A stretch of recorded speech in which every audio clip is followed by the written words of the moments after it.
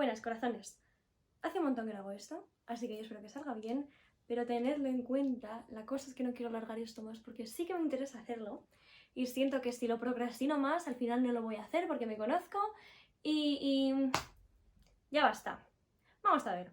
Si me seguís en Instagram, habréis estado viendo que he subido bastantes, he subido como 2 o 3 poemas en sueco de una poeta, luego subí la traducción, pero de una poeta de la que luego también estuve hablando del tema de las traducciones y muchas personas me estuvieron preguntando acerca de ella, sobre su poesía, cómo escribía, y en lugar de mandar el mismo mensaje a las no sé cuántas personas que me escribieron, he pensado que sería bastante mejor opción hacer un vídeo hablando sobre ella, contando mi experiencia con ella y también dando un poquito una guía a la hora de leerla para aquellas personas que sí que sientan un interés genuino en leer más sobre Edith Södergran, que es... ¡buah! ¡buah! Tengo por aquí un medalloncito que llevo muchas veces en el que tengo una fotito de Hölderlin y bueno, que ahora también hay una fotito de Edith Södergran. En fin, mi experiencia con ella ha sido absolutamente increíble y me ha cambiado por completo el cómo he vivido la poesía hasta ahora y ha sido un antes y un después también en mi experiencia literaria y también mi producción literaria. Entonces no quiero que esa experiencia tan completamente etérea, transformadora y sublime se quede solo para mí, sino que quiero también compartirla con más personas para que más personas la puedan conocer, puedan vivir lo que he sentido yo. Sí que es verdad que cada persona tiene una experiencia completamente diferente con la poesía y con cada autor, pero yo lo he sentido de una manera muy especial y me gustaría muchísimo que más personas sintiesen esto también de una manera tan especial. Entonces, bueno, mi intención en este vídeo tampoco es soltar ahí un tostón de su biografía, no sé qué tal, sino hablar un poco de mi experiencia con ella, dar un poquillo unas claves, porque sí que es verdad que, o sea, no hay que caer en la falacia biografista, pero muchas cosas de su vida y su biografía se reflejan en su poesía luego. Y luego también como algunas claves para interpretarla bien desde mi punto de vista. Y pues eso, nada. Espero que os guste. Ah, por cierto, antes de nada, muchas veces me lo preguntáis también, ¿qué es lo que estoy leyendo ahora mismo? Ahora mismo estoy con dos, que son La casa del páramo, de Elizabeth Gaskell, y me estoy releyendo Cumbres borrascosas, porque me lo leí hace más tiempo en español y ahora estoy leyendo en inglés. Pero bueno, y esta es porque no la encontré en inglés. Para empezar, el libro que yo me he leído es este, el que, o sea, de donde he sacado todas las fotos que he estado subiendo, que es la poesía completa de Södergran de Nórdica. Tiene tapadura, está muy bien, está muy bien. Y además siento que le han puesto como mucho cuidado y mucho mimo a todo. O sea, lo tengo súper pintarrajeado realmente, pero justo, bueno, no están saliendo, creo yo, los poemas que tengo más pintados. Pero, no sé, me he hartado a hacer anotaciones, a escribir cosillas, es que me encanta, me encanta, me encanta. Y la traducción está muy bien. Sí que luego hablaré un poquillo más adelante de cosas que he encontrado en la traducción, porque yo los leía en sueco y luego en español y como que ya ahí como que comparaba y hacía cosas. Pero bueno, que está muy bien, es su poesía completa y es toda su prosa, o sea, uy, que digo toda su prosa, toda su poesía y luego dos partes que tiene de reflexiones que ella estuvo haciendo acerca de la naturaleza, del ser y esas cosillas. Está muy, muy, muy bien. Lo descubrí en la casa del libro. Uy, joder, en la casa del libro, en la feria del libro, en la caseta nórdica que había, que bueno, ya me hice groupie de la gente que estaba ahí, de tanto que iba por ahí a la caseta nórdica y, bueno, por el tema de las conferencias que hubo de Suecia y esas cosillas. Pero bueno, yo iba buscando un libro de poesía de algún autor sueco porque ya me leí, ¿cuál era? Flora y Pomona, que es de un poeta sueco, entonces iba buscando algo por el estilo y el señor que estaba ahí en la caseta me recomendó ese de aquí. ¿Cuánto fueron? 23 euros. Y la verdad que en ese momento me dolió, me sigue doliendo, no voy a recuperar ese tarjetazo, pero lo que me alegra de haberlo dado, o sea, si pudiese volver a darlo y fuesen no 23 sino 50 euros, es que lo daba, es que este libro lo merece, es que esta autora lo merece, es que yo pago lo que sea por leerla. Es horrible habérmelo terminado y sentir que ya no hay más poemas nuevos que pueda leer suyos, pero bueno, siempre puedo releerlo y volver a disfrutar y... ¡Ay, ay, ay, ay! Y pues eso, me lo encontré un poquillo de suerte y de chiripa. y es de los mejores hallazgos que he hecho. Y empecé a leerlo y cuanto más lo leía, más me enamoraba y me ha parecido una mezcla de Cristina Rossetti y Hölderlin.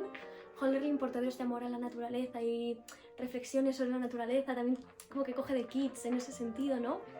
Y luego de Cristina Rossetti, que habla un montón de hadas, de duendes, de los bosques, y como este elemento más fantástico que a mí me encanta, me encanta, me encanta y es de las cosas que más me gustan de Cristina Rossetti. Bueno, tiene como poesía más feminista, de la naturaleza, cantos a la luna, de la tristeza, la soledad, tiene de todo.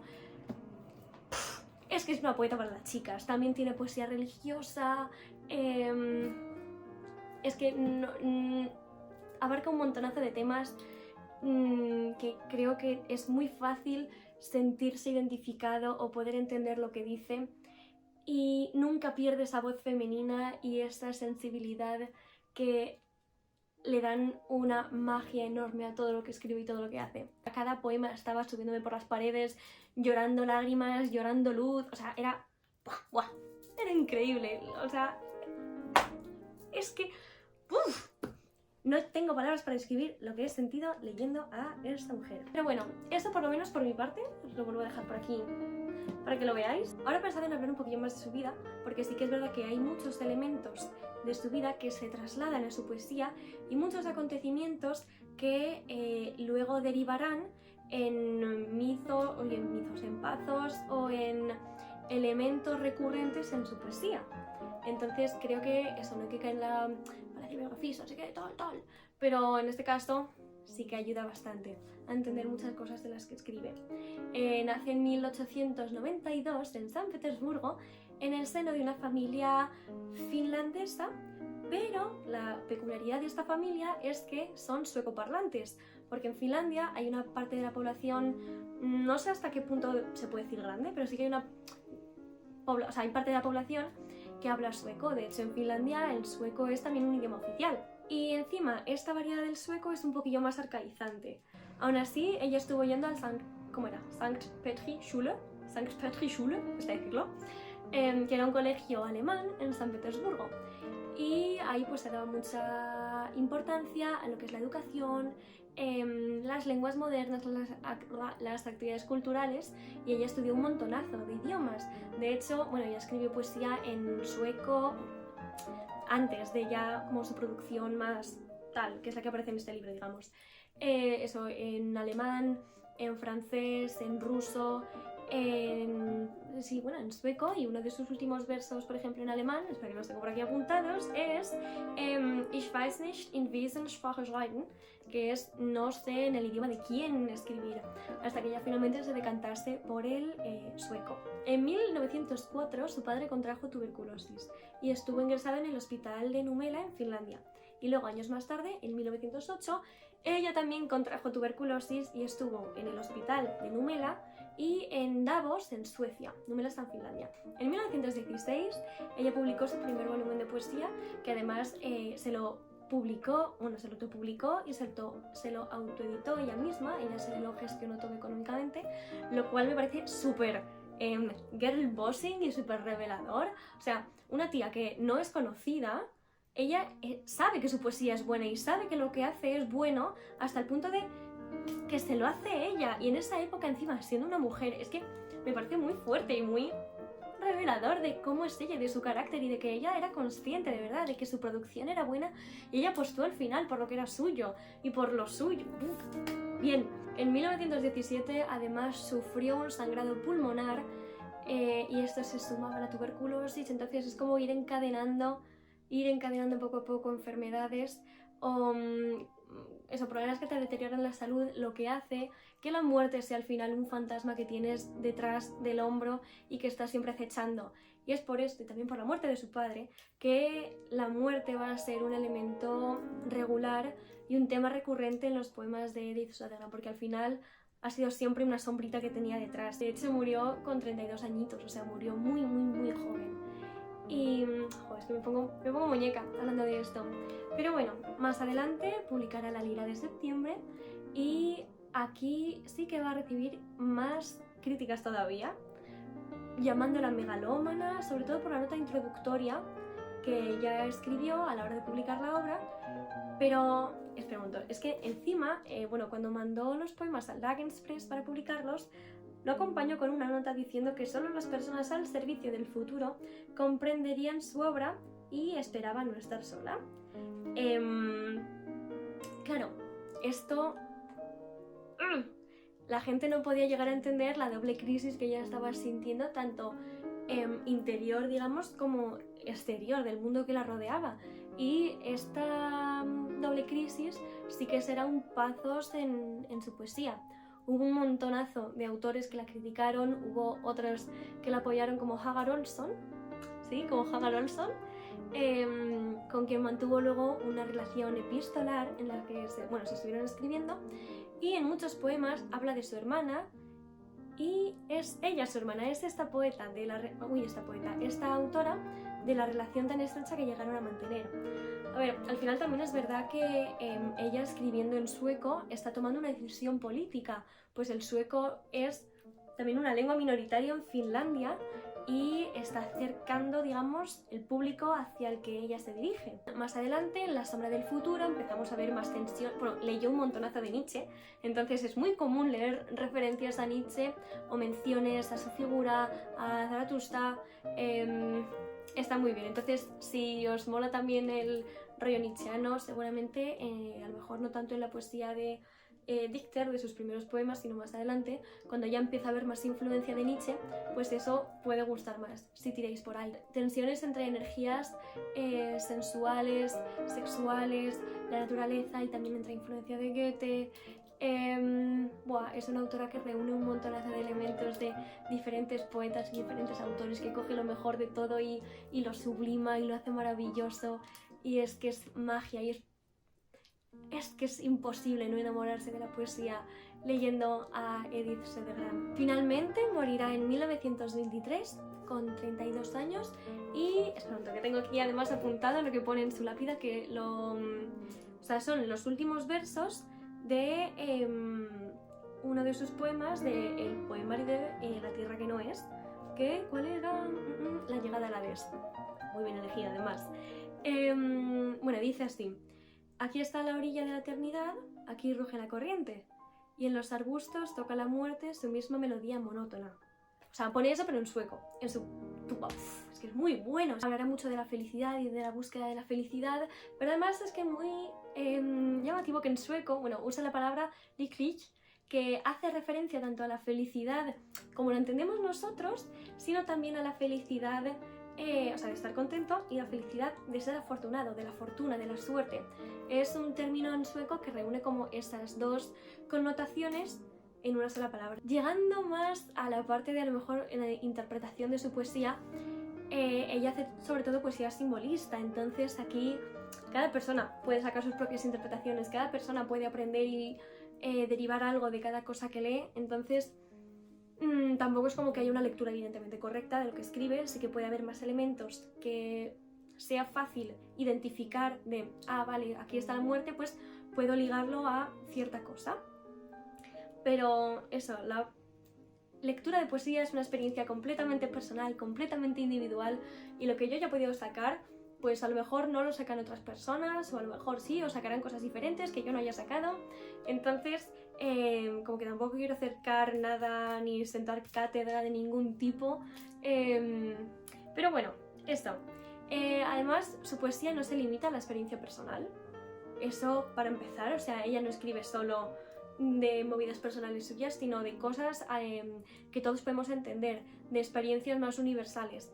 Y por eso yo creo que es muy accesible su poesía y es muy fácil disfrutar de ella y entenderla. Edith Södergran es una poeta que bebe mucho del simbolismo francés y de Rimbaud. Hace mucha poesía con imágenes y muy descriptiva, entonces sí que es verdad que la mayoría de las cosas sobre las que escribe es muy fácil imaginársela, crear imágenes mentales. Dentro de su poesía también hay muchísimas referencias a la mitología finesa. Sí que es verdad que a lo mejor yo siento que al no saber tanta mitología finesa he podido perder muchas de las referencias que haría, o bueno, que ha hecho en su poesía, pero de mitología finesa y mitología griega y romana, que también habla mucho de Dionisos, de Eros, o sea, coge como cachitos de todas partes y eso me parece súper guay, porque al final no deja de venir de un entorno completamente multicultural, o sea, Rusia y familia finesa, pero que... familia finesa o finlandesa, siempre me confundo. Bueno, de lengua sueca, estudiar en el colegio alemán. Me pongo súper chiquita hablando de ella. El tema de la muerte y la enfermedad, la soledad, el haber tenido que enfrentarse a una enfermedad ella sola y haber sido la única que ha estado ahí para ella y encerrarse en ella misma a la hora de escribir, sintiendo la muerte, respirándole en el hombro, son cosas que también se ven un montonazo en su poesía y se te parte el alma, pero de una manera muy sublime. Y ya para concluir, sobre su estilo, ella no tiene ni rima ni métrica, que hasta entonces en la poesía sueca no se había escrito nada así. De hecho, ella es una de las... o es uno de los pilares ahora mismo de la literatura sueca, bueno, de la poesía sueca en este caso, por lo experimental que ella fue, lo rompedora, lo transgresora y lo original. Mi niña, que es la mejor, que fue. Y sí que hay muchísimos juegos de palabras, de asonancias, aliteraciones, juegos sobre todo con el sonido y juegos de palabras, porque en sueco es un poquito como en alemán, que se pueden construir troncos así de palabras juntando un montón. Entonces ella juega un montón con la creación de palabras, con la creación de nuevos términos. Es una locura lo que ella hace y es maravilloso y es que es precioso cómo juega y cómo experimenta con las palabras y me da mucha pena que esa cosa se pierda en las traducciones porque es que es muy buena y es muy guay lo que hace y es maravilloso. Y otra cosa que se pierde en las traducciones, que estuve en Instagram, estuve viendo un par de vídeos hablando de esto, es el tema del pronombre femenino. Ya lo he dicho antes, que ella escribe mucho desde la perspectiva femenina y tiene esa sensibilidad femenina. En sueco es obligatorio que siempre haya un pronombre y en español no. Entonces muchas veces en español se omitían las traducciones el pronombre y directamente se escribía el verbo y se perdía este elemento que me gusta tanto. En sueco solamente hay dos géneros, que son el común y el neutro. Ellos no tienen un género femenino o un género masculino gramatical como podemos tener nosotros de la mesa o el jacinto.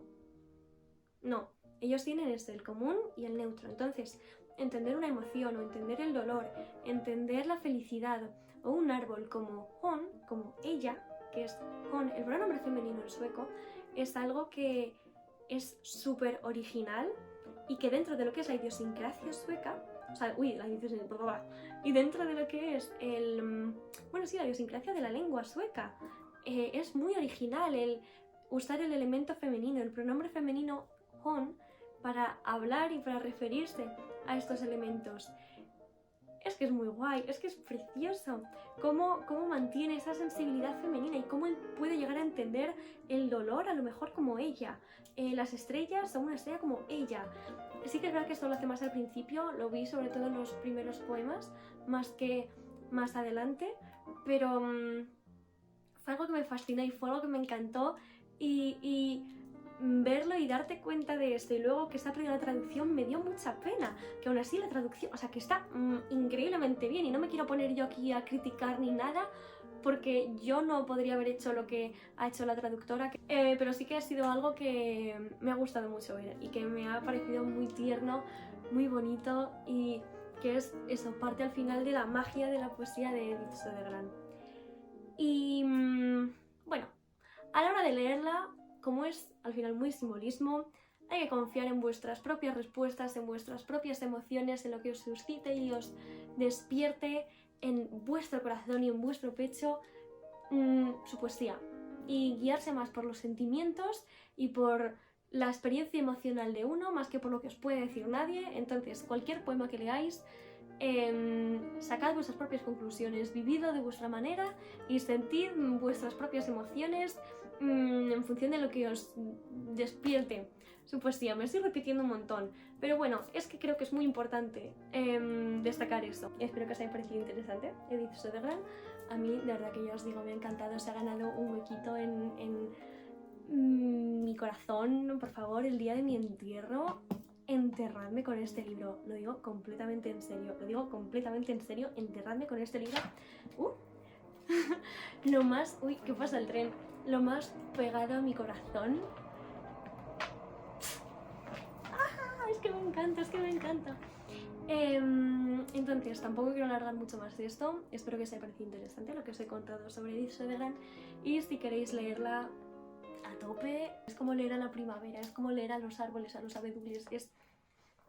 Es maravilloso. Bueno, corazonzuelos, espero que os haya gustado. A mí por lo menos este día me ha cambiado por completo la vida. Buscaré el libro, links donde sea, para ver si lo encuentro baratillo, dentro de lo que cabe. Y os lo pongo por aquí por si os interesa en algún momento comprarla, o sea, comprar el libro y leerla. Pero la verdad que es increíble y es un poemario que le recomiendo a todo el mundo. Es imposible no encontrar un poema que te pueda gustar. Y eso, por mi parte ya está el trabajo hecho. Ya he dado la turra, un poco más cortita de lo que me habría gustado, porque me pongo a hablar y no me callo. Esta tía escribe para todo el mundo.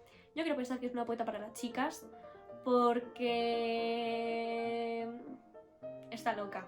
En el fondo esta tía está loca. Pues si leéis cualquier cosa suya, escribidme, decidme, mandadme una foto. Leed El cetro de la reina de las hadas, por el amor de Dios, leed ese poema. Y dicho esto, pues un besito, ¿no? ¡Adiós!